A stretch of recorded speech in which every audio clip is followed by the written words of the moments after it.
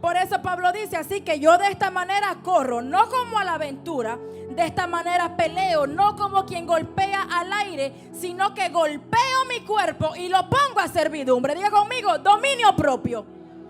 Pablo está diciendo, voy a castigar mi cuerpo y mi cuerpo tiene que servir porque me dieron dominio propio. Tienes que tener dominio propio sobre tu vida. ¿Cuál es mi mal, pastora? La lengua, domínala. No dejes que la lengua te venza. ¿Cuál es mi mal, pastora? Todo lo que escucho lo creo. Domina tu oído, te dieron dominio propio. ¿Cuál es mi mal, pastora? El desánimo. Domina el desánimo, te dieron dominio propio. ¿Cuál es mi mal, pastora? La incredulidad. Domínalo, te dieron dominio propio. ¿Qué es lo que te está faltando? El mal carácter, domínalo. Tienes dominio sobre él. No dejes que se inviertan los papeles. Tienes dominio sobre el mundo, no el mundo sobre ti. Wilson fue a la oficina y le digo, estuve estudiando el día entero y eso es muy peligroso. ¿Por qué? No predico corto y usted lo sabe.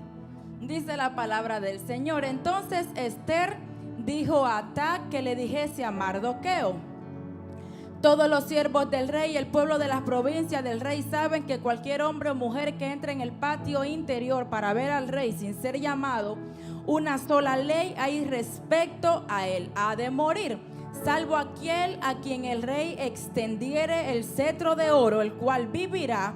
Y yo no he sido llamada para ver al rey estos 30 días. Y dijeron a Mardoqueo las palabras de Esther.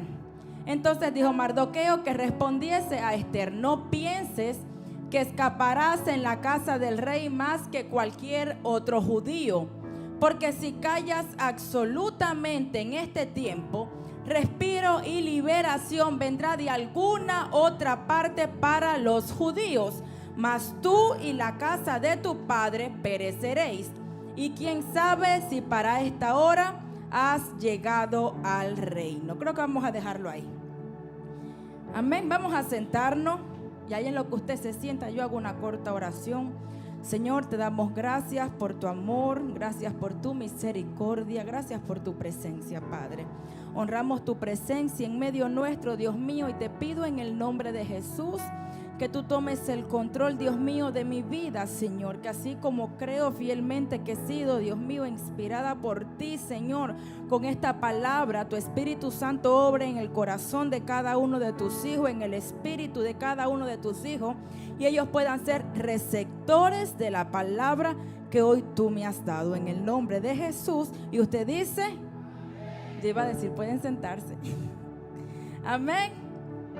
En la vida todos tenemos un propósito. Diga conmigo, tengo un propósito. Todos nacimos con un propósito. Digo una vez más, nací con un propósito. Naciste con un llamado, fuiste diseñado para una X tarea o para una cierta misión.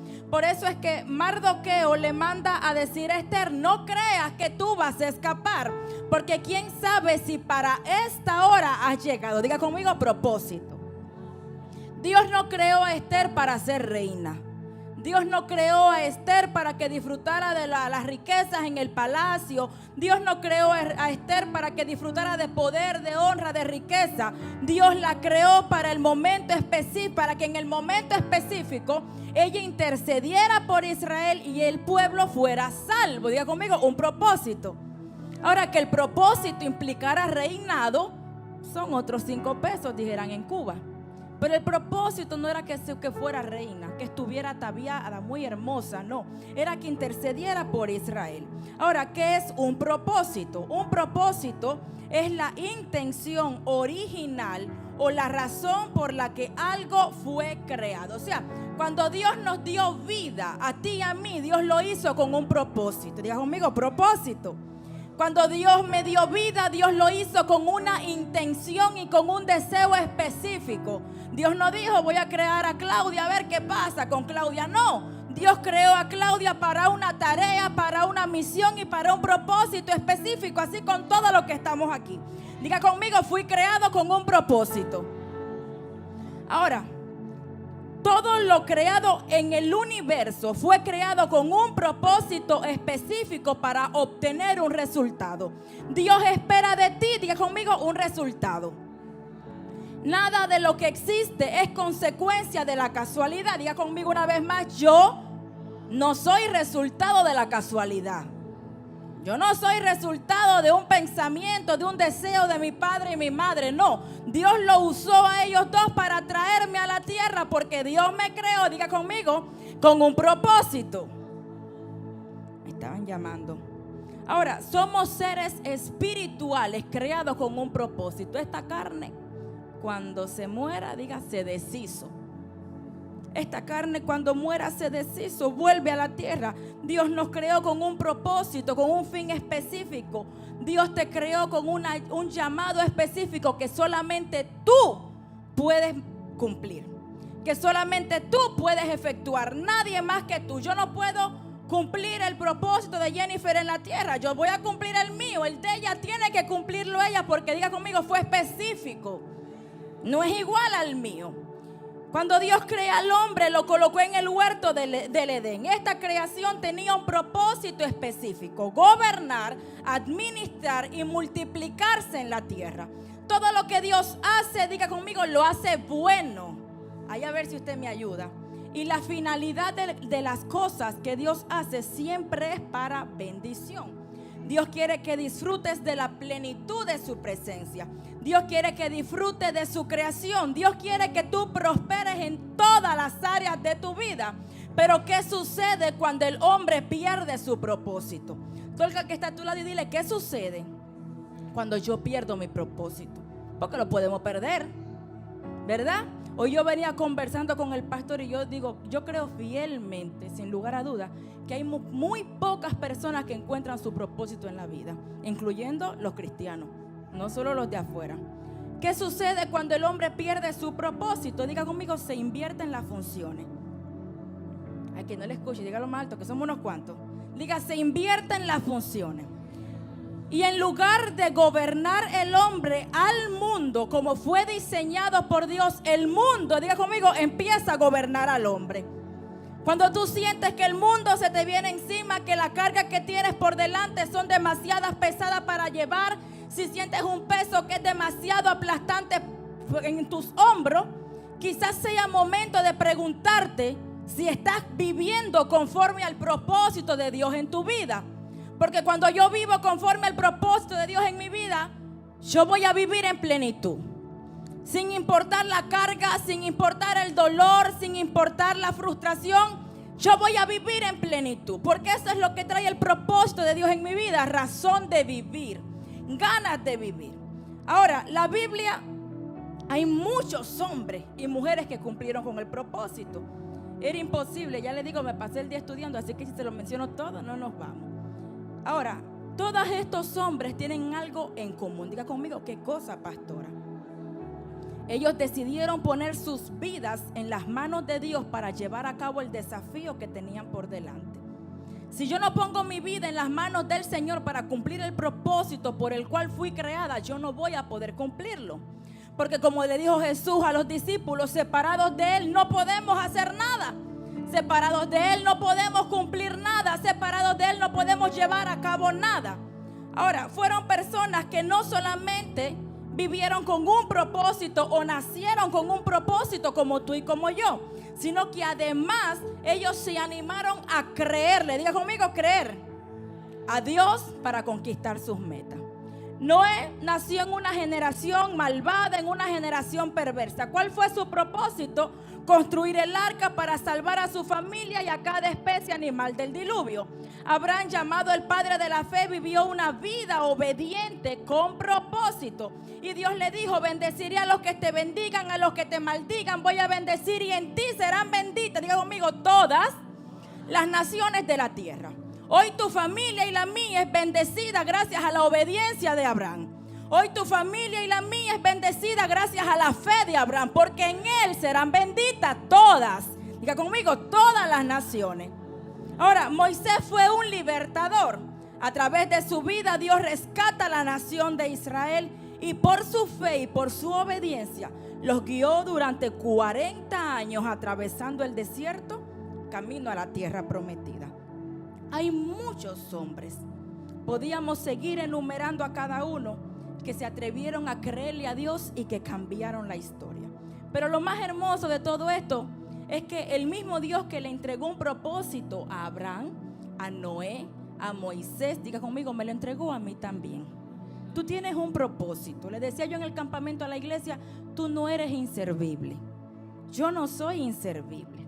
Por más pequeño que sea el propósito a tu parecer, porque delante de Dios no hay tamaño, por más pequeño que sea el propósito a tu parecer, lo tienes. Dios te creó con un propósito.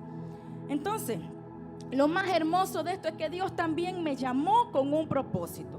Toda esta gente tenía algo en común, y es que ellos lograron identificar la clave fundamental para aquel que quiera dejar de ser una persona simple o alguien normal en el planeta. Di conmigo, yo quiero dejar de ser una persona simple. Yo quiero dejar de ser simplemente una persona que ande caminando por el mundo, pastora. Esta gente tenía la clave, y era comenzar a caminar en los planes perfectos de Dios. Yo no puedo conocer o encontrar mi propósito si yo no aprendo a caminar en los planes del Señor. Si yo no aprendo a caminar o a rehusarme a caminar en los míos, porque tenemos mucho, y empezar a caminar en los planes de Dios. La clave era creerle. Para yo cumplir el propósito de Dios en mi vida, lo primero que tienes que hacer, diga conmigo, es creerle. De hecho, la Biblia dice, sin fe es imposible agradar a Dios. Todo el que decida acercarse a Dios tiene que creer que le hay y que Él recompensa, que Él es galardonador de aquellos que le buscan. Porque sin fe es imposible tirarme a orar. Sin fe es imposible levantar mis manos y adorar, porque es que no creo que hay un Dios. La Biblia dice que todo el que decide acercarse tiene que creer que hay, que Él existe, que Él es galardonador, que Él recompensa, que Él responde. Entonces sin fe yo no puedo acercarme al Señor. Por eso lo primero que tengo que hacer es creerle. Todos, absolutamente todos fuimos creados con un propósito en Dios. Pero ¿qué es lo que convierte a una persona común y corriente en alguien que transforme la historia? Yo no te estoy hablando de transformar la historia de Estados Unidos. No, a veces queremos irnos por las nubes. No, transformar la historia de tu familia. Porque Noé transformó la historia, diga conmigo, de su familia. De más nadie. Entonces, ¿qué es lo que convierte a una persona común y corriente en un transformador que cambia la historia? Diga conmigo, su fe en Dios. Todos los personajes de la Biblia comparten esto en común. Ellos se atrevieron a creerle, aún a pesar de la burla, aún a pesar del dolor, aún a pesar de la circunstancia, aún a pesar de la humillación, aún a pesar de los desiertos que tuvieron que pasar. Porque no eres el único que pasa desierto, no eres el único que pasa por prueba, no eres el único que sufre. Creo que fue Pedro que le dijo a la iglesia, todos estos padecimientos se van cumpliendo en todos tus hermanos alrededor del mundo. Tú no eres el único que sufre. Lo que te pasa a ti no te está pasando a ti solamente. Yo siempre le digo a la gente, hay alguien que está peor que tú. Y cuando te pones a escuchar testimonio te vas a dar cuenta que es verdad. Hay alguien que está peor que yo. Entonces, esta gente se mantuvieron firmes, caminando hacia un objetivo. Por eso la palabra del Señor nos impulsa tanto a tener nuestros ojos puestos en un solo lugar. Porque si no, no vamos a caminar. Esta gente caminaron firme hacia un objetivo sostenido por la mano invisible de aquel que lo creó. Si yo no aprendo a caminar de la mano del Señor, yo no voy a ser efectiva. Diga conmigo, no voy a ser efectivo. Y yo fui creado para un propósito. Dios no me creó. Nos relata la historia de Saulo de Tarso, que hombre de Dios. Saulo de Tarso posteriormente es el apóstol Pablo, por si usted no lo conoce. Saulo era un fariseo, diga conmigo fariseo. Saulo estaba viviendo una vida fuera de su propósito, porque Dios no creó a Saulo para eso. Dios creó a Saulo para predicar el evangelio, por lo tanto él vivía una vida fuera de su propósito. Era alguien que creía en Dios, era alguien que creía que estaba haciendo lo correcto, pero no conocía a Dios. Él creía que estaba bien, pero no conocía a Dios. Él tenía una comprensión distorsionada del Mesías. Y él estaba persiguiendo a los cristianos por todo el mundo, el antiguo mundo, para matarlo, para destruirlo, para encarcelarlo. Diga, estaba viviendo fuera del propósito. Hasta que un día, diga conmigo, un día, ese día tiene que pasar en tu vida. Hasta que un día, camino a Damasco, que Jesús intervino para cambiar su vida para siempre. Jesús le dice: Saulo, yo soy Jesús a quien tú persigues. Pero ¿cómo que a quien yo persigo? Yo no persigo a ningún Jesús. Sí, es a mí a quien estás persiguiendo. Por eso aprende a caminar en el propósito de Dios, porque lo que se levante contra ti no se está levantando contra ti, se está levantando contra Cristo. Pablo, a Saulo, no le había cambiado el nombre.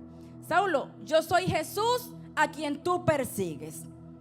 Y dice la Biblia que él, usted sabe, Saulo perdió la vista y él le contestó: ahora levántate, entra en la ciudad y se te dirá lo que debes hacer. Qué obediencia la de Saulo, sin visión y sin nada. Para allá va Saulo. Diga conmigo, Dios cambia los planes terrenales por planes divinos. Su comprensión de la vida cambió. Pablo cambió por completo. Diga conmigo, cambió. Su manera de ver el mundo cambió. Por lo tanto, también cambiaron sus decisiones de vida. Cuando tu vida entra en acuerdo con el cielo, el propósito de Dios se te es revelado. De otra manera no se va a revelar. Cuando tu vida entra en acuerdo con el cielo, tu llamado se te va a revelar. Cuando tú te pones de acuerdo con el propósito por el cual tú fuiste creado y aprendes a caminar en el plan de Dios, tus caminos se van a enderezar. Encomienda a Jehová tu camino, confía en Él y Él hará. ¿Cuándo? Yo lo encomiendo. Cuando yo me pongo de acuerdo, entonces tu camino se va a enderezar. Proverbio 3:6 dice: busca su voluntad en todo lo que hagas y Él te mostrará cuál camino tomar. Tengo muchos versículos, pero dije que no iba a leer casi porque son muchos. Ahora, en la Biblia también hay personas que, a pesar de tener un propósito divino o de ser elegidos para una tarea especial, no lo cumplieron. Diga conmigo, no lo cumplieron. O se desviaron de Él.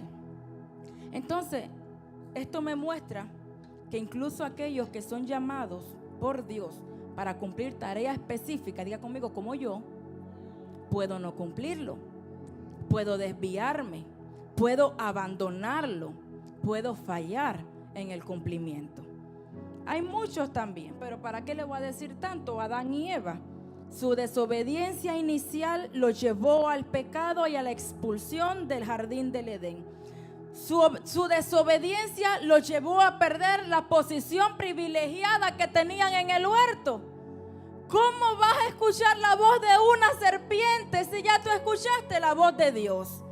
Pero diga conmigo, fue su elección, fue su decisión, y por lo tanto perdieron el propósito. Porque el propósito era que no entrara muerte, pero a causa del pecado viene la muerte. Judas Iscariote traiciona a Jesús e incumple el plan de Dios de llamarlo como apóstol. Diga conmigo, fue su decisión también. Él tomó la decisión de traicionar a Jesús. Saúl le entregan un propósito, un destino, un llamado, pero Saúl desobedece a Dios y Dios lo rechaza como rey porque incumpliste. Entonces el pueblo de Israel, siempre que desobedecían a Dios y los mandamientos, se salían del propósito divino y una vez más a cautiverio.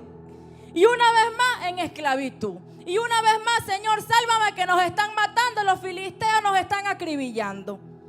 Se salían del propósito, no lo cumplían, se desviaban. Era fácil. Adora solamente a Jehová tu Dios. ¿Para qué te vas a inclinar a Dios ajeno? Hay un propósito de Dios en tu vida, pero depende mayormente de ti si se cumple o no. Diga conmigo, depende de mí. Levantarme cada día diciendo el Salmo 138:8, Jehová cumplirá su propósito en mí, no me va a resultar. Yo me levanto cada día y digo, Señor, Jehová cumplirá su propósito en mí, pero ¿cuál será la parte del trato que se está incumpliendo, que aún yo no me veo viviendo dentro del propósito?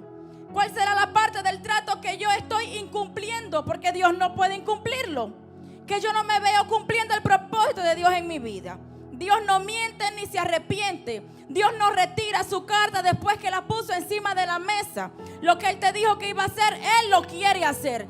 Escucha, Él lo quiere hacer, no lo va a hacer. Él quiere hacerlo si tú cumples con tu parte. ¿Cuál será la parte que no me deja caminar dentro de mi propósito? Y es por eso que hoy yo he querido venir a hablarte acerca de los asesinos de propósito. Diga conmigo, pastora, ¿quiénes son los asesinos de propósito? Los asesinos de propósito pueden ser cosas o situaciones que impiden el cumplimiento de un objetivo o de un propósito en la vida. Escucha una vez más. Cosas o situaciones que impiden el cumplimiento de un objetivo o de propósitos en la vida. Pueden ser fuerzas espirituales malignas, eso lo sabemos. Nuestra lucha no es contra sangre ni carne, sino contra principados, potestades, usted se lo sabe. Nuestra lucha es contra ellos. Entonces, asesinos de propósito también pueden ser esas fuerzas espirituales malignas que van a buscar obstaculizar el plan de Dios para nosotros. Ejemplo, las tentaciones de Jesús en el desierto. Jesús estaba siendo tentado. ¿Cuál era el plan de Satanás? Pues llevarlo a que él no pudiera llegar a cumplir su propósito. ¿Cuál era el plan de Satanás? Obstaculizar la crucifixión de Jesús, porque sabía que de ahí iba a venir la victoria de la iglesia, la victoria del mundo. Entonces, Satanás quería obstaculizar, diga conmigo, fuerzas espirituales. La meta de un asesino siempre es aniquilar. La meta de un asesino siempre es exterminar, eliminar y acabar. Así que los asesinos de propósito siempre van a venir a liquidar la misión de Dios en tu vida. Por eso es que dice la Biblia que el ladrón vino para matar, diga conmigo, hurtar y destruir. Juan 10:10 está. Hasta que él no cumple el propósito, él no desiste.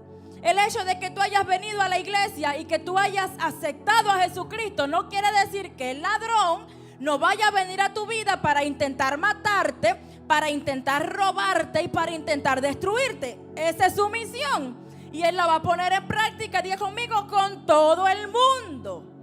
Entonces, hoy en día, la nación número 1 en suicidio en el mundo, diga conmigo, es Estados Unidos. Más que las naciones pobres, esas que no tienen agua, que no tienen comida, que tú lo ves flaquito, así desnutrido. No, diga conmigo, Estados Unidos. Una nación en la que, ¿cómo es que dicen?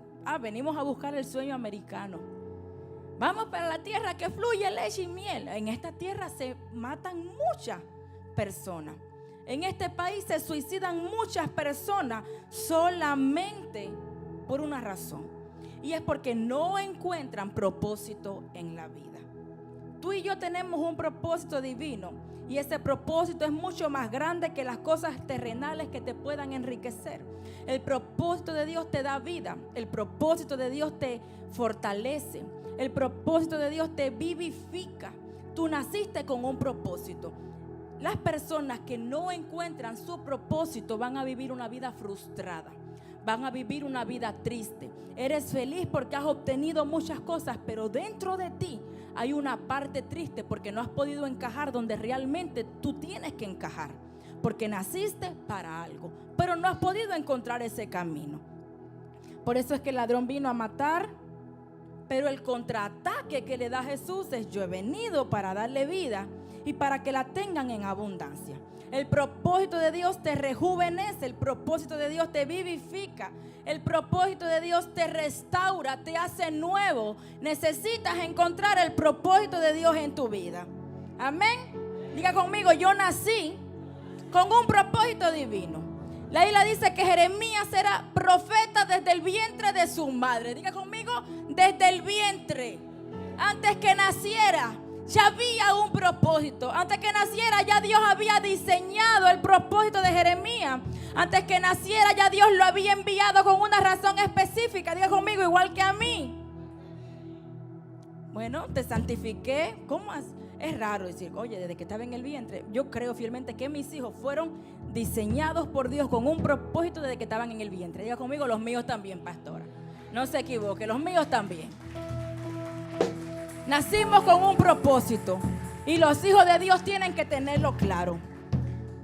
Necesitas encontrar tu propósito y necesitas trabajar en él. ¿Por qué? Porque vas a dar cuenta a Dios. por lo que hiciste y por lo que dejaste de hacer. Vas a darle cuenta a Dios por lo que cumpliste y por lo que no cumpliste. Tienes que aprender a dejar de compararte con los demás. Diga conmigo, no puedo compararme. Tienes que aprender a dejar de compararte con los demás y a dejar de amar y anhelar el propósito de los demás. Hay pastores que a mí no me gusta mucho esto que estoy haciendo. No ames el de otro. No anheles el propósito de otro. Eso no te va a dar vida. Te va a llevar a la frustración porque no es el tuyo. Deja de compararte. Tú tienes tu propio propósito. Trabaja en él, perfecciónate en él, crece en él. Pero tienes un propósito. Es que me gusta cantar, pastora. Y dime tú, y si Dios te diseñó para evangelizar, ¿qué vamos a hacer? Hay pastores que me gusta predicar. Y si Dios te diseñó para darle un consejo a alguien, ¿qué vamos a hacer? Hay pastores que me gusta hacer lo que hace el hermano. Pero y si Dios te diseñó para tener su casa limpia y hermosa, ¿qué vas a hacer? Eso es un propósito también. Hay pastores que me gusta orar por los enfermos, pero ninguno se sana. Imagínate. Y si Dios te diseñó y te entregó la gracia para invitar gente a la iglesia y que esa gente a través del Espíritu Santo sea salva, ¿qué vas a hacer? No anheles el propósito de alguien más. Ningún propósito es más grande y ningún propósito es más pequeño. Ningún propósito es para exaltar al hombre y ninguno para humillarlo. Fuimos creados con un propósito y tenemos que aprender a comparando. Y cuando te estás comparando estás diciendo, yo no tiro fotos como la tira Jennifer. ¿Qué será lo que ella hace? ¿Qué será lo que ella está haciendo? Yo quisiera hacerlo. Y ese sentimiento se va convirtiendo en envidia, iglesia. Tenemos un Padre que nos ama y que tiene un trato especial para cada uno. Diga conmigo, mi Padre me trata especial a mí. Me trata diferente a Carlos. A lo mejor a mí me tiene que estar hablando la oreja, pero así mi Padre me ama. Él tiene un trato especial y diferente para cada uno de sus hijos. Nada de lo que tú hagas hará que Dios te ame más. Y nada de lo que dejes de hacer hará que Dios te ame menos. Dios te ama como tú eres, porque esa es su esencia, amar. Así que tú no tienes que esforzarte y llegar a las estrellas para que Dios te ame. Dios te ama así. Solamente necesitas encontrar tu propósito en Dios. Si yo comienzo a mirar lo que no tengo en vez de ver lo que sí tengo, voy a comenzar a experimentar una sensación de que algo me está faltando. Porque estoy mirando algo que no tengo y que a lo mejor nunca voy a tener. Pero como lo estoy mirando, estoy diciendo, eso me falta. ¿Cómo lo puedo encontrar? Y es en ese momento donde vas a comenzar a mirar hacia otro lado para descubrir que tú quieres lo que otro tiene. Y ahí es donde dice la envidia, aquí estoy yo, me presenté, me diste cabida, voy a entrar. No te compares con nadie. Encuentra tu propósito y serás feliz en él. Encuentra tu propósito y serás un hombre bienaventurado, una mujer bienaventurada, porque un día vas a darle cuenta a Dios por lo que tenías que hacer. Ahora, si alguien está anotando, quiero que anoten algo muy importante. Hay 2 días importantes en la vida de un hombre. Diga conmigo, 2 días importantes. No es el día en que te casas. No. Esos son importantes, pero el propósito de Dios en tu vida es mucho más importante que el casamiento. Delo por hecho. Hay 2 días importantes en la vida de un hombre y de una mujer. El día en que naces y el día en que descubres para qué naciste. El día en que naces y el día en que descubres para qué Dios te hizo nacer. Porque te puedes sentar ahí y decir, bueno, ¿para qué Dios me creó? ¿Será que Dios me creó para nada? No encuentro mi propósito. ¿Será que Dios me... No sé, ¿para qué Dios me creó? Diga conmigo, encuentra el propósito para el que Dios te creó. Estos son los 2 días más importantes de tu vida. Tú tienes que nacer para poder vivir, pero tú no puedes vivir a plenitud hasta que tú no descubres el propósito por el cual Dios te hizo nacer. El día que tú descubras el propósito, tú vas a vivir feliz. Más que lo descubras el día que lo acepte. Porque como te dije, te empiezas a comparar y anhelas el de otro y el tuyo. Si el tuyo es importante, si te quitamos el tuyo, la iglesia se queda coja, porque es importante también. Esos son los días más importantes. Pablo empezó a vivir su plenitud en Dios desde el día que se encontró con Él y Dios cegó sus ojos. Ananías le devuelve la vista, entendiendo que instrumento escogido era Dios, era Pablo en las manos de Dios. Diga conmigo, propósito.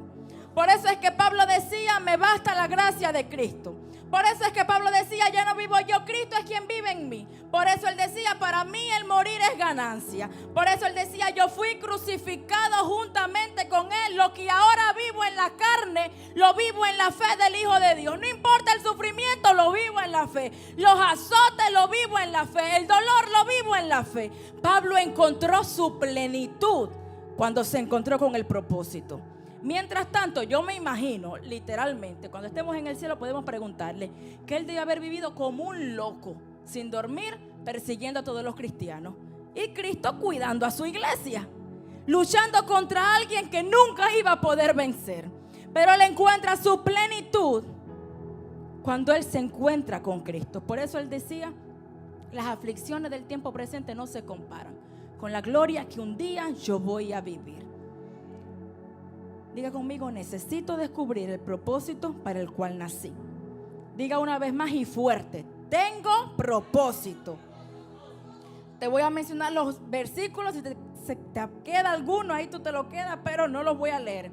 Salmo 139, versículos 13 y 16. Isaías 49, 1 y Jeremías 1, 5. Ahí tú vas a encontrar que tú tienes propósito.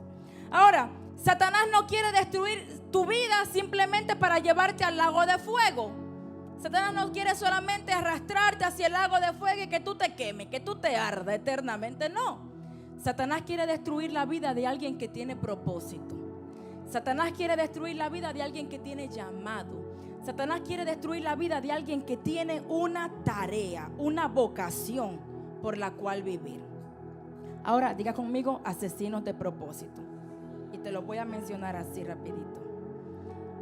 Hay asesinos de propósito. Y como te decía ahorita, pues está ahí el enemigo de nuestras almas, Satanás. Nuestra lucha no es contra sangre ni carne, pero a veces nosotros le echamos más culpa a Satanás de la que él realmente tiene. A veces el infeliz, porque es infeliz de verdad, anda metido en todos los potajes de los cristianos. Anda metido en todas las casas de los cristianos. Aquí está el diablo metido y voy a sacarlo con oración. A veces no es el diablo. El diablo está ocupado en otra cosa. Como él no es, como él no se presenta, no puede presentarse, no es omnipresente como Dios. Él no está en todo lugar. A veces el diablo ni está, caballero, visitándonos. Y le echamos la culpa a Satanás. Aquí está el diablo. Mentira. Diga conmigo, hay asesinos de propósito. A veces tomamos caminos que nos llevan en todo tipo de direcciones. Parece que estamos caminando con los ojos cerrados. Y cuando paso por aquí, la caída. Y cuando paso por allá, el golpe. Diga conmigo, la distracción mata mi propósito. Más que el miedo, más que el temor, más que la pereza, la distracción mata mi propósito. Para yo encontrar dirección, yo tengo que luchar en contra de la distracción. Tu capacidad para superar la distracción será el paso número 1 en tu vida para el camino hacia tu propósito. Diga conmigo, no puedo distraerme. No tengo tiempo de distraerme. No hay tiempo. Satanás no duerme. No hay tiempo para yo distraerme. David estaba distraído por el placer. Se enamoró el hombre. Los ojos le alumbraron cuando había Betsabé. Diga conmigo, distracción. ¿Y qué cabida le dio al enemigo? ¿Y qué cabida le dio al maligno? Abraham estaba distraído por el miedo. Cuando, pastor, Abraham fue vencido por el miedo en 2 momentos de su vida. Llega a Egipto y le dicen, ¿esa es tu esposa? No. Había una palabra sobre él, pero tuvo temor. Diga conmigo, la distracción. Cuando Abraham tiene que sacrificar a Isaac, él duda de la promesa. ¿Cómo voy a sacrificar al hijo de la promesa? Y tiene como ese temor, ¿verdad? Quien no crea, Abraham tenía temor. De ahí es que le ponen el padre de la fe. Porque aunque tuvo temor, aunque medio que dudó, él dijo, vamos a ir, vamos a adorar y vamos a volver también. Dios tiene que responder. Pero diga conmigo, son distracciones. Elías estaba distraído por el temor y por la desesperación. después de una victoria tan grande sobre los profetas de Baal, ahí encontramos a Elías abajo de un enebro deseando morirse y diciéndole a Dios que le quite la vida. Diga conmigo, estaba distraído. Tiene que venir el ángel, come, bebe, levántate, y hay un camino. ¿Cómo te vas a distraer ahorita que por el dolor, que por el miedo? ¿Cómo así? Hay camino que seguir. Diga conmigo, no puedo entretenerme. Y tú puedes darle nombre a todas tus distracciones. Trabajo, familia, porque la familia te distrae a veces. Servicio, porque el servicio nos distrae a veces. Y le damos más tiempo al servicio que tiempo a Dios. Y le damos más tiempo al servicio que tiempo a la oración. Tú puedes ponerle nombre a todas las distracciones de tu vida. A todas le puedes poner el nombre. Pero la realidad es que la distracción es cualquier cosa que distrae tu atención de Dios. Y puede venir en muchas formas. A veces, no sé si te ha pasado, a mí me ha pasado. A veces quiero arrodillarme a orar y vienen 1000 pensamientos a mi mente. ¿No te ha pasado? Vienen 1000 pensamientos a tu mente y tanta distracción. ¿Qué te voy a decir? A veces aquí levanto las manos y vienen tantos pensamientos. Cuando me levante tengo que ir, cuando salga de aquí. Ahorita cuando llegue a la casa tengo que abrir la mochila de Naomi. Tengo que firmar el papel que envió la maestra. Diga conmigo, distracciones. Están atrayendo mi atención de Dios. Ahora pueden estar pasando 1000 cosas por tu mente. Diga conmigo, distracciones. Están atrayendo tu atención de Dios, porque no estás prestándole atención a la palabra del Señor. Puede venir de muchas maneras. Diga conmigo, distracciones. La primera distracción que muchas veces tenemos que enfrentar es una demasiado común. Diga conmigo, las preocupaciones de la vida. ¿Verdad que esas nos distraen, Díganme. Ahorita yo miro unos cuantos distraídos y yo sé que son las preocupaciones. Porque cuando usted salga, el Señor no le va a quitar su carga. Él va a hacer que te sea ligera cuando descanses en Él. Pero hay que llevarla. Amén. Entonces, la número 1 es la preocupación de la vida. Tú no puedes dejar que la vida que tú tienes ahora te distraiga de la vida que tú un día quieres tener. Tú no puedes dejar que lo que tú estás viviendo ahora, que es momentáneo, como decía Pablo, te distraiga de lo grande que está por venir. Tú no puedes dejar que la vida que ahorita tú estás viviendo, los problemas que ahorita te estás atravesando, te distraigan de lo que Dios un día quiere entregarte. En este caso, te distraiga del propósito que Dios te entregó a ti. No puedes dejar que eso te distraiga. Todos tenemos demasiadas tareas. Compromisos de trabajo, deberes familiares, servicio en la iglesia. Y la lista es larga y extendida. Digo conmigo, larga y extendida. Pero eso no es una excusa que Dios va a aceptar. Oh Señor, pero es que tú sabes que yo era mamá de 2 niños y por esa razón yo no podía servir casi en la iglesia. Y Dios va a decir, ¿y qué? No te los entregué para que fueran una distracción. Te lo entregué para que te ayudaran en el servicio. ¿Cuántos creen que la familia tiene que ayudarnos en el servicio? Dios quiere que la familia completa sirva en la iglesia. Ese es el propósito divino de Dios. Entonces, tú no puedes ponerle excusas a Dios. Diga conmigo, porque no las hay. No hay excusa. Por más grave que tú se la quieras presentar al Señor, no la hay.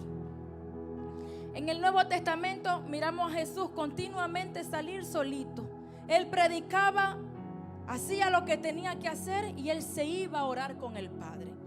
Y él se iba a inclinarse delante del Padre porque él no podía dejar que lo que él estaba haciendo lo distrajera de Dios, lo distrajera de la atención, lo que él tenía que hacer para Dios. Porque si Jesús se distrae, estoy sanando a tanta gente, estoy liberando a tanta gente, estoy predicando a tanta gente, a la gente le gusta la predicación, la gente me sigue, no cumple el propósito.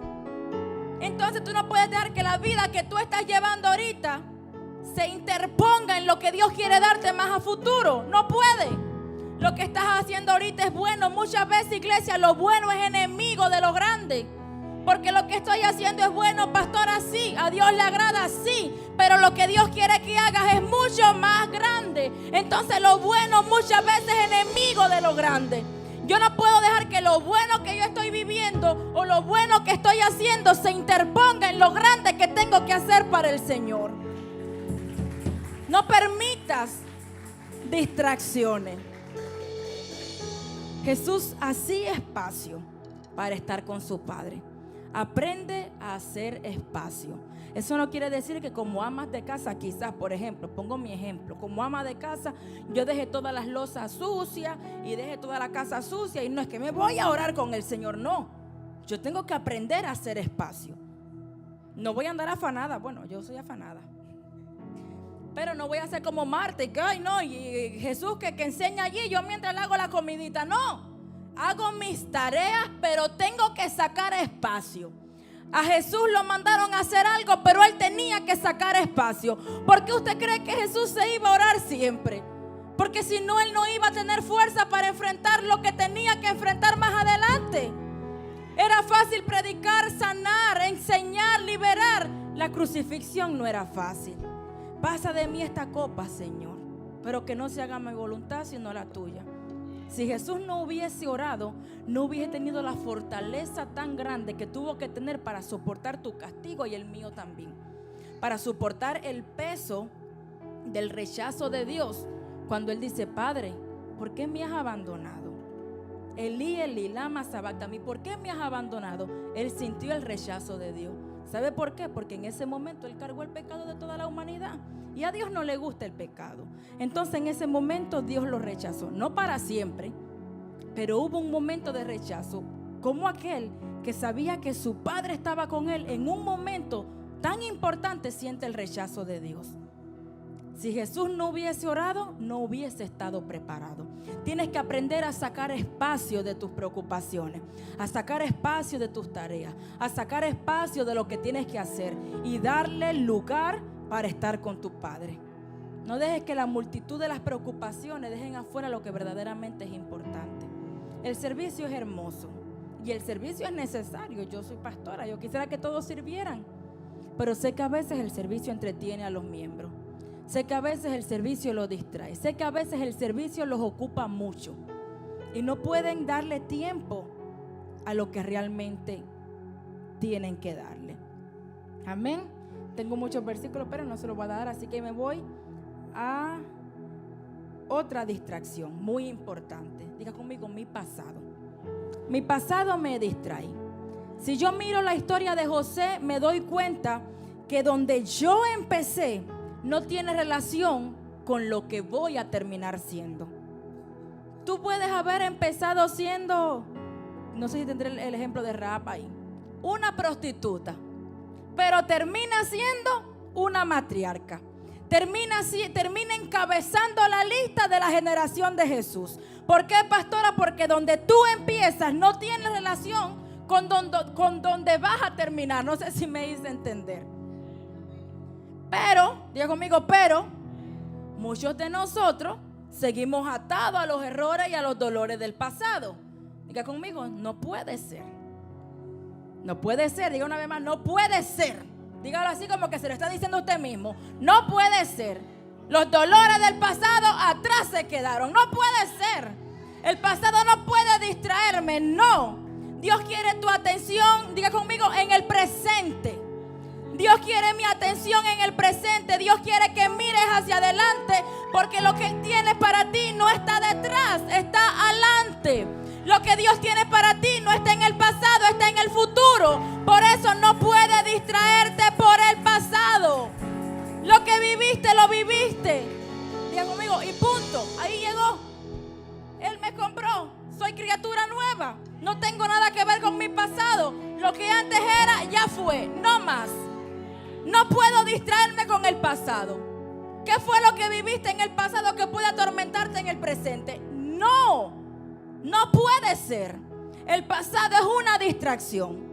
Aprende de tu pasado, claro que sí. Hay que aprender, ¿verdad? Para no cometer los mismos errores. Pero sigue adelante. Aprendí del pasado y sigo adelante. El pasado no es mi casa. El pasado no es mi habitación. El pasado no es mi lugar de permanencia. El pasado no es donde Dios quiere que yo viva. No puedo vivir distrayéndome por lo que viví ayer, antier, hace 3 años, 5, 10. No puedo. No puedo distraerme ni siquiera por lo que viví hace 3 horas atrás. No puedo, diga conmigo, eso es pasado. Si me enojé y le fallé al Señor, continúo hacia adelante. No puedo distraerme.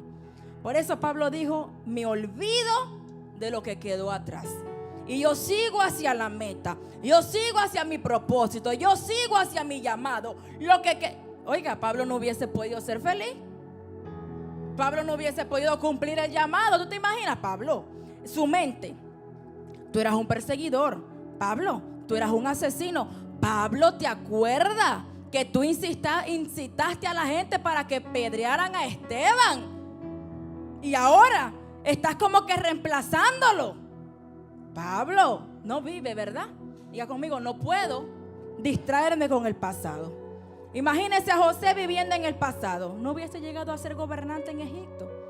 El pasado obstaculiza tu visión. Imagínese a Pedro recordando que le negó a Jesús. ¿Dónde hubiese quedado aquella roca sobre la cual se iba a edificar su iglesia? No puedo vivir en el pasado. Imagínese a Rahab, como le decía ahorita, una prostituta. ¿Dónde hubiese quedado? Jesús vino de su descendencia. Imagínese a David viviendo tantos errores, recordando en su mente tantos errores que cometió. Mató, adulteró, fornicó. Imagínese. No vive. El pasado obstaculiza tu visión. Sal de tu pasado y camina hacia lo que está delante. Ahora me salgo de las distracciones. Coré, ¿cuántos conocen a Coré? No se haga, que usted ha visto la serie de Josué entera. Coré tenía como propósito, yo le decía al pastor, el problema de esto es que la gente no va a querer leer. Están viendo la serie y no van a querer leer la Biblia. Coré tenía como propósito o como llamado, como usted le quiera decir, ser un levita. ¿Por qué? Porque venía de la tribu de Leví. ¿Qué tenía que hacer Coré? Servidor en la casa de Jehová. ¿Qué tenía que hacer Coré? Servir ahí adentro en la casa de Jehová. Pero, diga conmigo, el pecado de Coré. La rebelión contra la autoridad de Moisés y de Aarón. Líderes que habían sido designados por Dios para el pueblo de Israel. Coré junto con Datán y Abirán y otros 250 hombres más, porque ellos no se murieron solos. Mínimo, si tú vas a buscar tu muerte, búscala solo. Pero no, yo estaba buscando multitud. ¿Quién más se enreda conmigo? Cuestionaron el liderazgo de Aarón y de Moisés y lo acusaron de tomar demasiado poder para sí mismo. Buscaban usurpar el liderazgo. Me acordé ahora que de los que están adentro, los que están, ellos, si usted miró la serie, ellos decían, los que están adentro del grupito de Moisés ya están. De ahí nadie sale y después nadie entra. Son ellos, son únicos. Diga conmigo, envidia. Eso fue lo que provocó el pecado de Coré, la envidia. ¿Por qué? Porque lo que ellos buscaban era usurpar el sacerdocio y el liderazgo. Y de esa manera estaban desafiando la autoridad divina de Dios. Porque se le entregaron a Moisés y se le entregaron a Aarón como sacerdote. A más nadie. Usted se conoce la historia. La tierra se abrió, se tragó a Coré, a Datán y a Abirán, y con toda ella descendió fuego divino del cielo y quemó a todo el otro resto. Entonces, diga conmigo, el pecado de Coré, la envidia. Salmo 106:6. Si quieren lo ponen, está cortico, no lo voy a leer. La envidia es un enemigo letal. Diga conmigo, letal. Ay, ¿qué salmo es ese?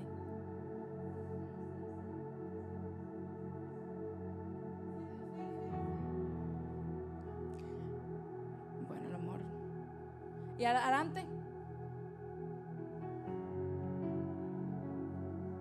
No, ahorita lo busco mejor. Porque no me quiero. ¿Cuál? No, nada, me escribí el salmo, pero sí lo tengo aquí. El pecado de Coré fue la envidia. Ahorita si usted lo ocupa, se lo busco. Está en el Salmo 106. Creo que estoy segura que en el Salmo 106, pero no quiero meterme ahí. La envidia es un enemigo letal, un asesino, diga conmigo, de mi propósito. ¿Por qué? Porque la envidia te hace anhelar algo que no es tuyo. Diga conmigo, no es mío. Y como tengo envidia, lo estoy anhelando, lo estoy deseando. ¿Qué tengo que hacer para alcanzarlo? ¿Qué tengo que hacer para lograrlo? La envidia aniquila mi propósito.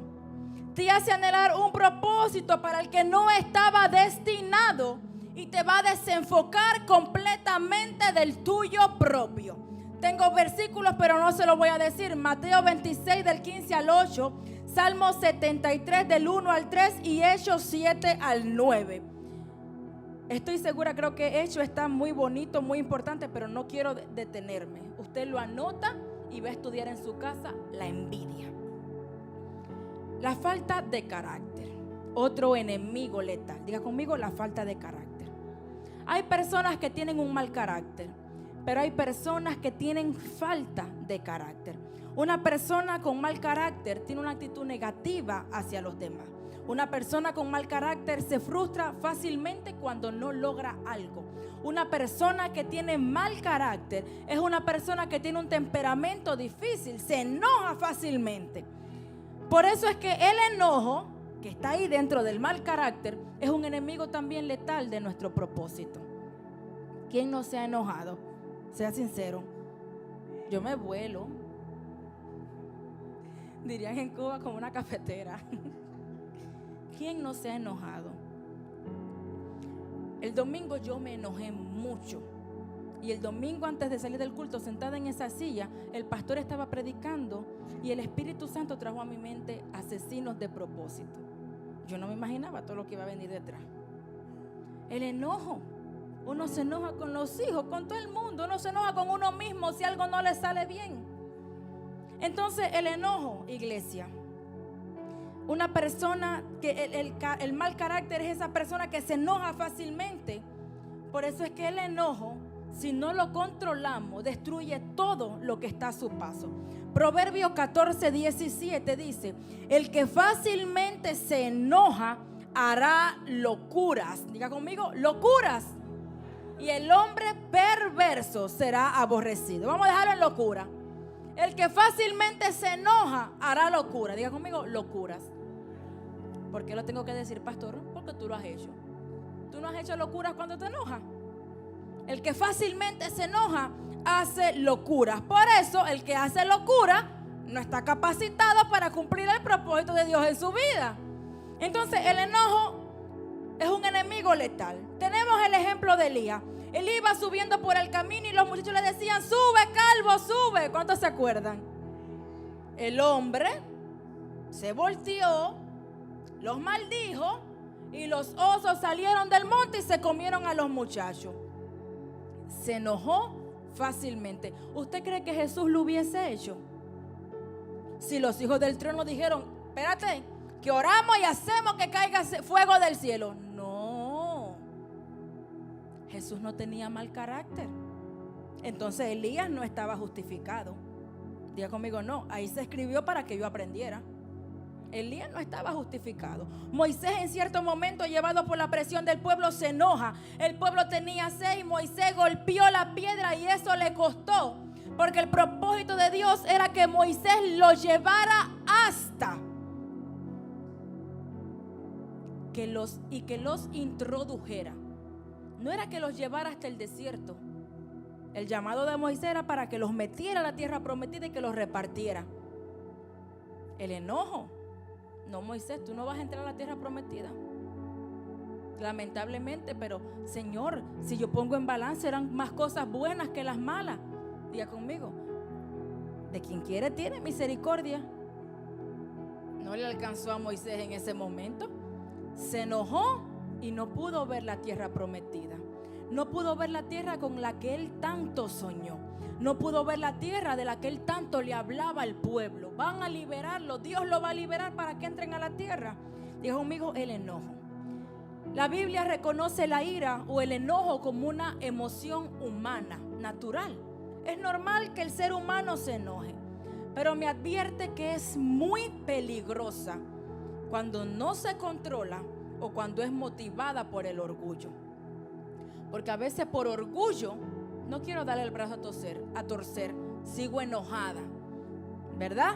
A veces por el orgullo no quiero perdonar, quiero seguir con mi enojo. Y la Biblia me dice que ahí es que se vuelve peligrosa. Airaos, pero no pequéis. No se ponga el sol sobre vuestro enojo. Diga conmigo, enojo. No le deis lugar al diablo. Cuando yo me enojo, le estoy dando lugar al enemigo. Cuando yo me enojo, le estoy dando lugar al diablo. Ahora, la falta de carácter es muy grave, diría yo que más. Diga conmigo, ¿por qué? Porque la falta de carácter es la ausencia de la personalidad y de la constancia.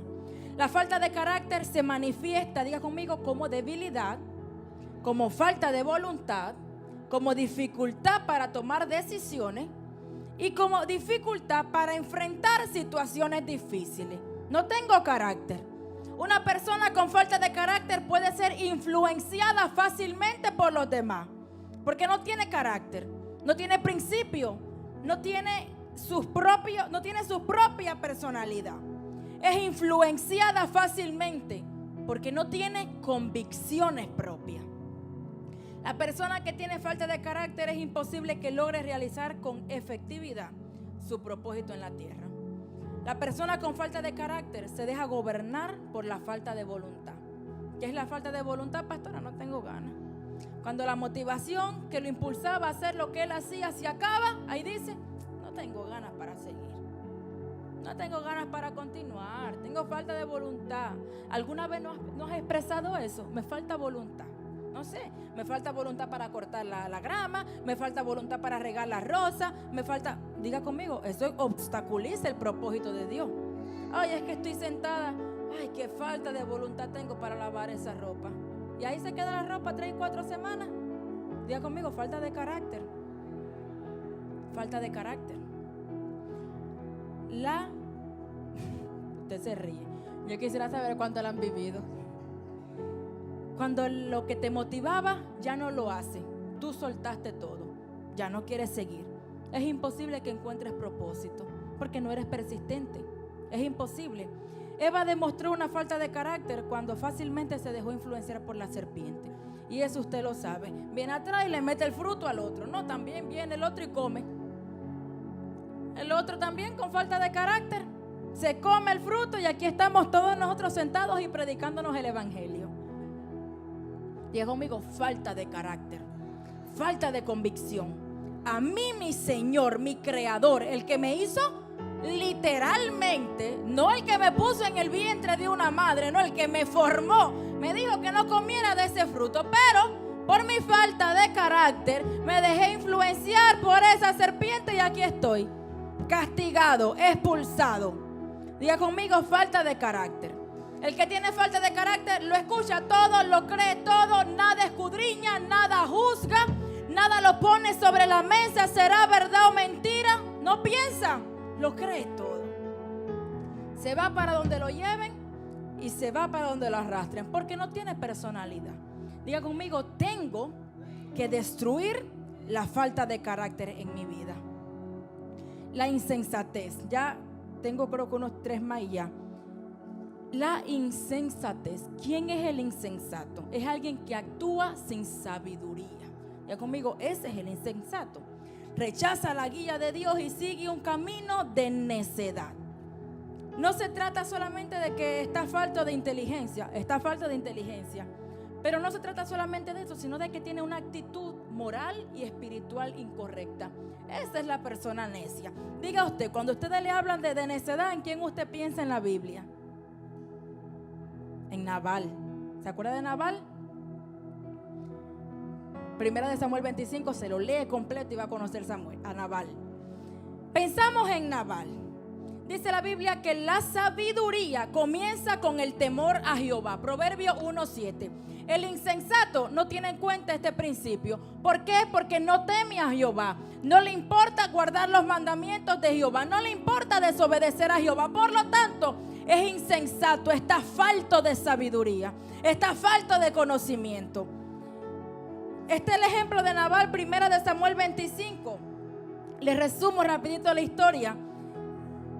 Cuando dice la Biblia que cuando el profeta Samuel murió, David se encontraba, ay Dios mío, si me ayudan, primera de Samuel 25, ahí está la ciudad. David va saliendo y dice la Biblia que ahí estaba Nabal de la generación de Caleb. Y allí estaba Nabal y dice la palabra que David envía varios hombres y dice, vayan, preséntense delante de Nabal, díganle que mientras sus jornaleros Mientras los que estaban aquí trabajando, sus trabajadores estaban con nosotros, nada le pasó. Nosotros lo guardamos, nosotros lo protegimos. Así que díganle, si él puede ayudarnos, léase la historia. Cuando vienen los del ejército de David, se presentan de Nabal. Nabal le dice: yo ni sé quién es David, ni sé quién es el hijo de Isaí. Qué falta de respeto tan grande. David, caballero. Saúl mató a 1000 y David a sus 10,000. ¿Quién no conocía a David? Hasta el ejército contrario conocía quién era David. No, yo no sé ni quién es David ni quién es el hijo de Isaí. Así que yo no sé. Váyanse para atrás. Se fueron, ellos le dijeron a su señor David lo que estaba pasando. Y David dijo: prepárense las armas que vamos a meterle fuego. Diga conmigo: vamos a meterle fuego. Creo que como 400 iban para donde Nabal. Iban a barrer con todo aquello. Y dice la Biblia que la mujer de Nabal, Abigail, viene un criado y le dice: mira, David está viniendo para acá. Va a venir a exterminar toda la casa de Nabal. Porque él mandó unos hombres suyos y mi señor Nabal lo trató despectivamente, lo trató groseramente, los trató muy mal. Ellos nos ayudaron, ellos nos guardaron, pero a mi señor no le importó. Y dice la palabra que la mujer agarró panes, preparó y se fue a presentar delante de David. Y dice: no haga caso ahora mi señor de ese hombre perverso de Nabal, porque conforme a su nombre, así es él. Se llama Nabal y la insensatez está con él. Una persona insensata trae destrucción a su vida, porque eso es lo que estaba acarreando Nabal. Con su decisión estaba acarreando, diga conmigo, destrucción. Al contrario de su esposa, Abigail. Salmo 92, 5 al 6. Cuán grandes son tus obras, oh Jehová, muy profundos son tus pensamientos. El hombre necio no lo sabe y el insensato no entiende esto. ¿Será que hay personas insensatas en la iglesia que no entienden la grandeza del Señor al que sirven? ¿Será que la insensatez puede estar destruyendo mi propósito? Cuán grandes son tus obras, dice el salmista. El insensato no lo entiende. ¿Será que yo puedo estarme dejando llevar por la insensatez y no glorificar la grandeza de mi Señor en mi vida? Mateo 7 del 26 al 27 se habla de aquel hombre que dice que Jesús le dijo: el que oye mis palabras y no las hace, lo voy a comparar con un hombre insensato. Dijo conmigo: insensato. Ese hombre que edificó su casa sobre la arena y descendió lluvia. Diga conmigo: pruebas. Vinieron vientos, pruebas. Vinieron con ímpetu contra aquella casa. Cayó y fue grande su ruina. El insensato acarrea destrucción. Otro enemigo, la maledicencia. Esa yo no la conocía tanto, pero Dios me la trajo, el Espíritu Santo me la trajo a mi mente. Y se la leo así rapidito. La maledicencia es la acción o el hábito de hablar mal de alguien. Yo pensaba que era hablar como cosas malas, tú sabes, como cubana, como ofensa y como así, uno hablarle mal a los hijos y toda esa cosa. No, la maledicencia es el hábito de hablar mal de alguien, ya sea a través de la murmuración, de la difamación o de la calumnia. Diga conmigo: eso es maledicencia. Como que eso, ay no, en esta no. Como que en otras iglesias eso se vive mucho. Ay, le doy gracias a Dios realmente, Padre, te doy gracias porque aquí no lo vivo mucho. Literalmente le doy gracias al Señor. ¿Cuándo se manifiesta ella? Muchas veces en ausencia de la persona a la que se refiere. Y esto es considerado un pecado. ¿Por qué? Porque daña la reputación de otro y esto puede traer división. ¿Es verdad o es mentira? En la iglesia donde hay murmuración, hay división. En la familia donde hay calumnia, hay división. No solamente en la iglesia. En el trabajo donde hay calumnia, murmuraciones, hay división. Donde quiera que se meta la maledicencia, hay división.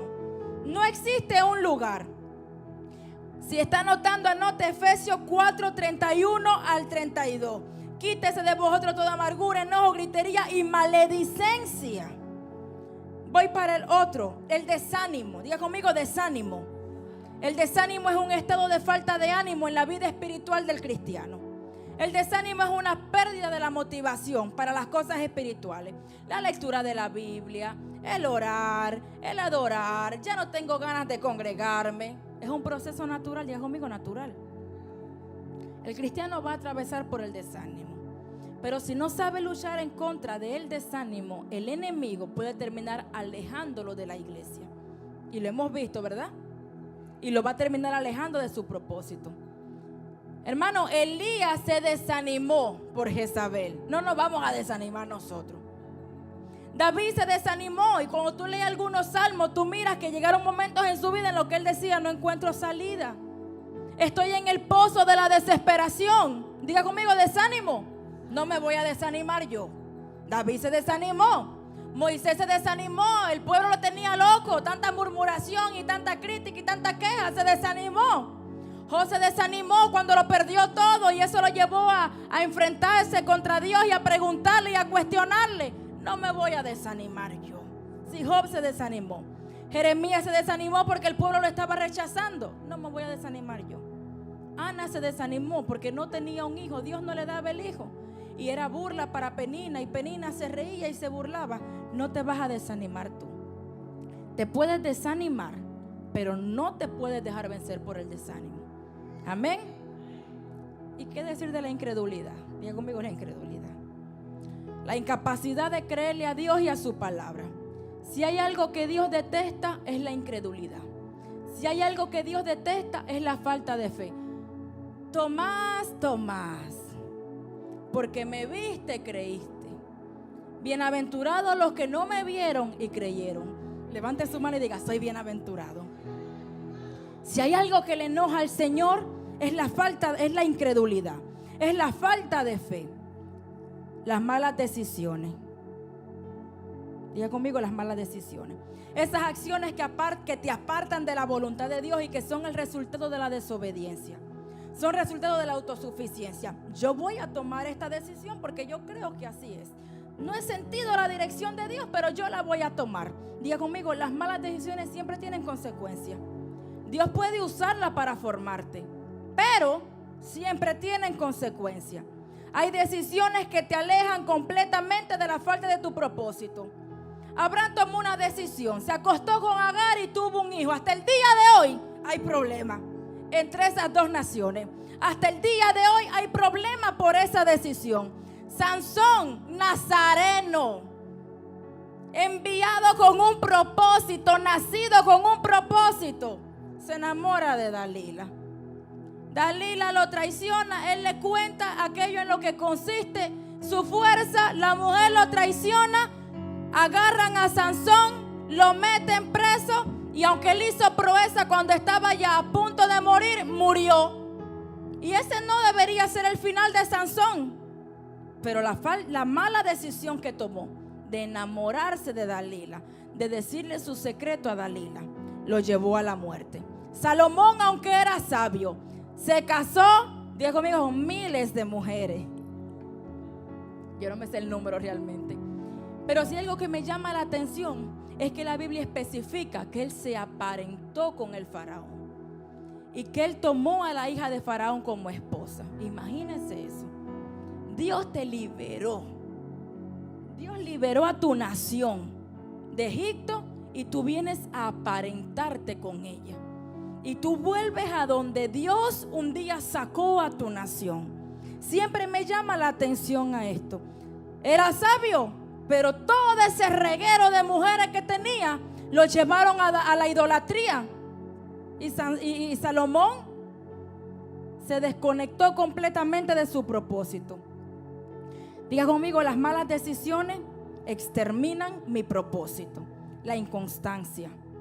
Mateo 5:37 dice que vuestro hablar, usted se lo sabe, pero sea vuestro hablar sí, no, porque lo otro de mal procede. Cuando ustedes digan que sí, dice esta traducción, que sea realmente sí. Y cuando dices que no, que sea realmente no. Cualquier otra cosa que digan más allá de esto, dice la Biblia en otra traducción, proviene del maligno. la inconstancia. No seas inconstante con tu iglesia, con tus hermanos, con tus líderes, con tu pastor. Más que todo eso, no seas inconstante con Dios. Si tú le dijiste a Dios que sí, mantén tu sí. Si le dijiste al Señor que no, manténlo, pero arrepiéntete. Que tu sí sea así, no seas inconstante. La imprudencia. ¿Sabes lo que es la imprudencia? Es la incapacidad de discernir y de actuar con sabiduría frente a algunas situaciones. La imprudencia actúa muchas veces de maneras impulsivas. No sé si has conocido a alguien imprudente. Actúa de manera impulsiva. No piensas en las consecuencias antes de hablar, y después que lo dijiste es demasiado tarde. El imprudente actúa sin reflexionar. El imprudente no analiza lo que va a hablar. Si lo que habla lastima, si lo que habla edifica, no lo analiza. Y Dios te dio la capacidad de pensar antes de hablar. ¿Por qué? Porque hay poder en tu boca. Por lo tanto, tú tienes que pensar antes de hablar. La imprudencia trae consigo descontrol de palabra. Y hermano, mira, iglesia, uno no tiene que ser imprudente solamente con otra persona. Ay, si soy imprudente puedo lastimar a Claudia. No, hay veces que somos imprudentes con nosotros mismos. Y yo estoy lanzando palabras sobre mí misma que me van a lastimar y que me van a herir a mí, que me van a dañar a mí y que me van a apartar del propósito de Dios a mí. Yo misma me estoy maldiciendo con mi boca. Yo misma maldigo a mis hijos. Yo misma puedo traer confusión, traer distorsión, traer desenlace en el propósito de Dios con mi familia. No puedo ser imprudente. Proverbio 29:20 dice: has visto hombre ligero en sus palabras. Diga conmigo, el imprudente. Más esperanza hay del necio que de él. El necio tiene más esperanza que el imprudente. El imprudente no va a cosechar nada bueno. No seas imprudente. Cuida tus palabras antes de hablar. Calla cuando tengas que callar. Actúa cuando tengas que actuar. No hables de más. Todo y cada uno de estos enemigos, y aquí terminé, muchas veces te toman ventaja por un solo problema. Diga conmigo, un solo problema: la falta de autocontrol y la falta de dominio propio. La falta de autocontrol y la falta de dominio propio.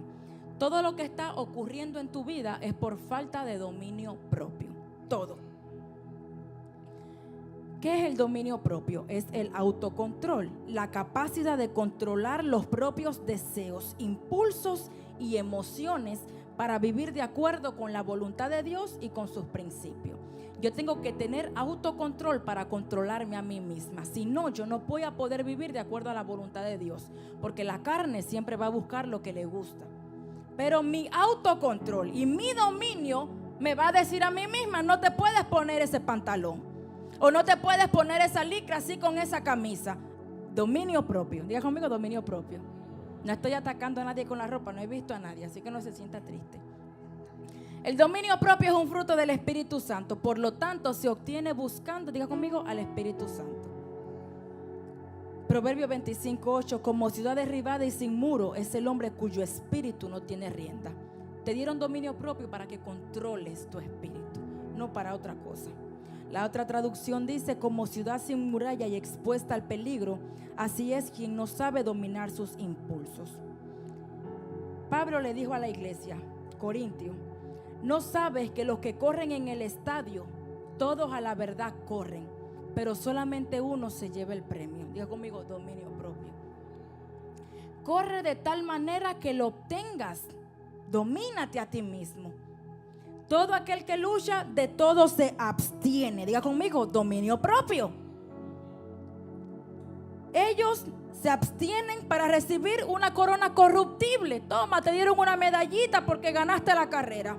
Pero Pablo dice: nosotros para una incorruptible. Diga conmigo, dominio propio. Tengo que aprender a abstenerme porque estoy luchando para una corona incorruptible. Diga conmigo una vez más, dominio propio. Por eso Pablo dice: así que yo de esta manera corro, no como a la aventura, de esta manera peleo, no como quien golpea al aire, sino que golpeo mi cuerpo y lo pongo a servidumbre. Diga conmigo, dominio propio. Pablo está diciendo: voy a castigar mi cuerpo y mi cuerpo tiene que servir porque me dieron dominio propio. Tienes que tener dominio propio sobre tu vida. ¿Cuál es mi mal, pastora? La lengua, domínala. No dejes que la lengua te venza. ¿Cuál es mi mal, pastora? Todo lo que escucho lo creo. Domina tu oído, te dieron dominio propio. ¿Cuál es mi mal, pastora? El desánimo. Domina el desánimo, te dieron dominio propio. ¿Cuál es mi mal, pastora? La incredulidad. Domínalo, te dieron dominio propio. ¿Qué es lo que te está faltando? El mal carácter, domínalo. Tienes dominio sobre él. No dejes que se inviertan los papeles. Tienes dominio sobre el mundo, no el mundo sobre ti. Cuando sabes dominar tus emociones, tú dejas de ser dominado por ellas. Dejas de ser dominado por el enojo. Dejas de ser dominado por la imprudencia. Dejas de ser dominado por el desánimo, por tu pasado, por la imprudencia, por la falta de carácter, por todos esos asesinos que te mencioné ahorita. ¿Qué lo vence, pastora? El dominio propio. Busca al Señor y Él te va a dar dominio propio. Órale al Señor y Él te va a entregar dominio propio. El que tiene dominio propio, cuando no tiene ganas de ir a la iglesia, le dice: alma mía, póngase de pie, vístase, que usted tiene que ir a adorar a Dios, porque tú no puedes olvidar todo lo que Dios ha hecho por ti. Dominio propio. El que tiene dominio propio, cuando mira una mujer bonita que va pasando, dice: mis ojos miran solamente, se rieron por ahí, a la meta. Dominio propio en todas las áreas. Controle la carne. Te entregaron dominio propio. No nos dieron un espíritu de cobardía. No nos dieron un espíritu de temor. Nos dieron un espíritu que nos da dominio propio. El Espíritu Santo en tu vida te capacitó. Aprende a usar el dominio propio para vencer todos los asesinos de tu propósito. Porque tienes propósito. Aprende a usarlos. Amén. Vamos a ponernos en pie. Deja que Dios interrumpa tus planes, iglesia. Deja que Dios interrumpa tus planes. A veces llegamos con un plan a la iglesia y Dios tiene otro.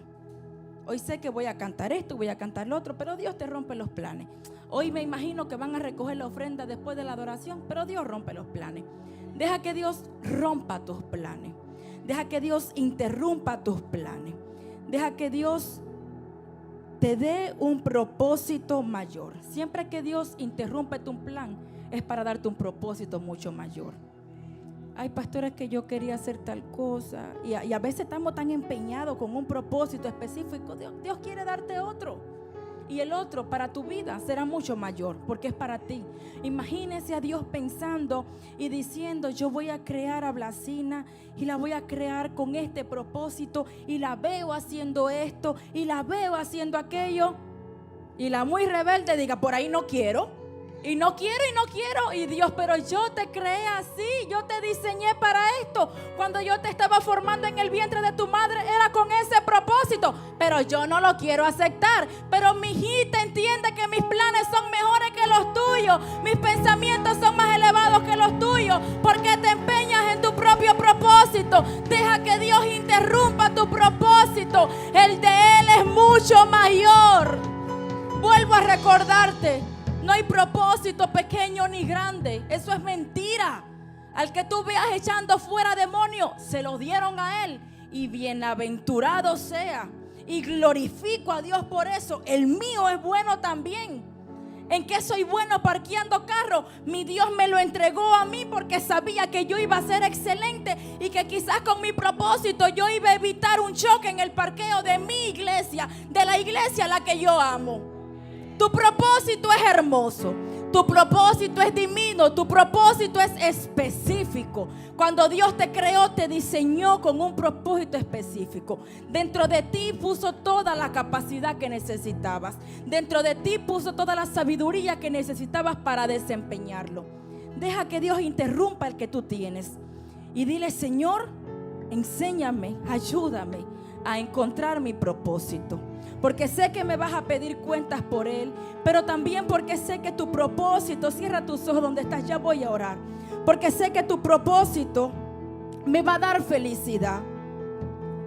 Mateo tenía pensado ser recaudador de impuestos, pero Jesús interrumpió su propósito. Andrés, Pedro, Santiago y Juan habían planeado ser pescadores de hombres, pero pescadores de peces, pero Jesús interrumpe su propósito y les da un llamado mucho mejor, un propósito mucho mejor. Deja que Dios interrumpa tu plan. Deja que Dios interrumpa tu propósito y que te dé el de Él. Los planes de Dios para tu vida son mucho más grandes que lo que tú te puedes imaginar. El propósito de Dios para tu vida te dará una razón de existir. Te dará una razón de vivir. A veces quizás te sientes que no tienes razón para vivir. Y quizás vas a decir: pastora, ¿qué problema es el que tengo? Porque tengo esposo, tengo hijos, tengo la casa que soñé, tengo el trabajo que anhelé, estoy bien, pastora. Pero a veces me siento que no tengo razón de vivir. A veces me siento infeliz. ¿No será que no has encontrado tu propósito todavía? El diseño que Dios planeó cuando te creó. Cuando tú encuentras el propósito de Dios, tú eres feliz. Tú eres gozoso. Tú eres una persona bienaventurada. Dile: Padre, yo quiero encontrar hoy mi propósito. Padre, interrumpe mi plan para que me des tu propósito, Señor. Padre, rompe, interrumpe toda visión que yo tengo de mis propios planes y entrégame la visión de tu propósito, Señor. Ahorita adorábamos: yo quiero encontrarme en Él. Yo quiero ser hallado en Él. Cuando somos hallados en el Señor, encontramos el propósito. Dile: Padre, yo quiero encontrarme en ti. Yo quiero que tú me reveles el propósito por el cual tú me creaste. Cuando vayas a orar a tu habitación, dile: Señor, yo quiero encontrar el propósito. Yo quiero ser efectiva en la iglesia. Yo quiero ser efectivo en la iglesia. Yo quiero ser útil, Señor. Yo quiero descubrir mi propósito. Y cuando descubras tu propósito, dile: Padre, ayúdame a identificar a cada asesino de mi propósito. Yo no puedo permitir que nada venga a exterminar mi llamado. Yo no puedo permitir que nada venga a exterminar mi propósito. Yo no puedo permitir que nada venga a matar mi misión en esta tierra. Identifica los asesinos de tu propósito. Hay muchos asesinos, iglesia. Hoy no podía mencionártelo todo, pero dile al Padre que te dé la sabiduría para identificarlos. Y no solo para identificarlos, sino también para exterminarlos. Señor, te doy gracias, Dios mío, por tu palabra. Hago una oración, Padre, desde mi corazón. Yo te ruego en el nombre de Jesús que cada uno de los que están aquí hoy, Padre, se vayan, Dios mío, con la convicción de que tú los creaste con un propósito, de que tú lo diseñaste con una misión específica, de que tú los creaste, Dios mío, para una tarea específica, Padre.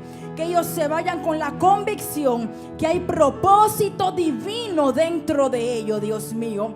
Te oro, Señor, en el nombre de Jesús, y te pido, Dios mío, que todos los asesinos de propósito que han estado atacándolos, Señor, en el nombre de Jesús, sean destruidos. Hoy lo hemos identificado, Padre. Nuestra tarea será ahora luchar en contra de ellos, Señor, y con el dominio propio que tú nos has dado, vamos a exterminarlos en el nombre de Jesús.